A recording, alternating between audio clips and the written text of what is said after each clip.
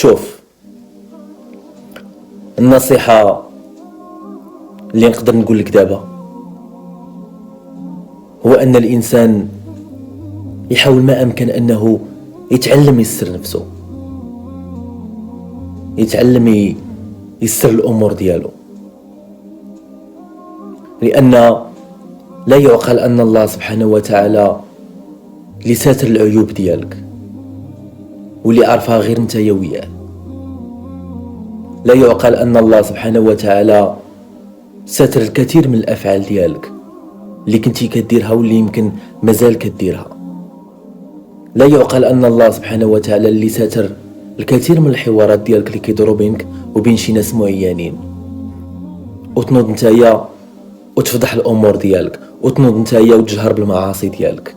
وحتى في الوقت اللي تكون الأمور ديالك مزيانة، حتى في الوقت اللي تكون الأمور ديالك ميسرة، حاول أنك ما تباهاش، حاول أنك تسر داكشي اللي نتايا واصل له، ودير في بالك أن الله سبحانه وتعالى هو اللي ساترك، هو اللي حاميك، هو اللي مبعد عليك أي حاجة تقدر توقف لك التوفيق ديالك، لأن التوفيق بيد الله سبحانه وتعالى.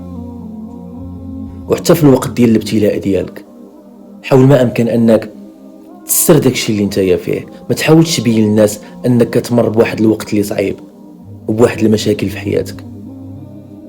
حاول ما أمكن أنك ما تبتش للناس، ما تبين ليهمش أنك كتمر بواحد الفترات اللي صعيبة.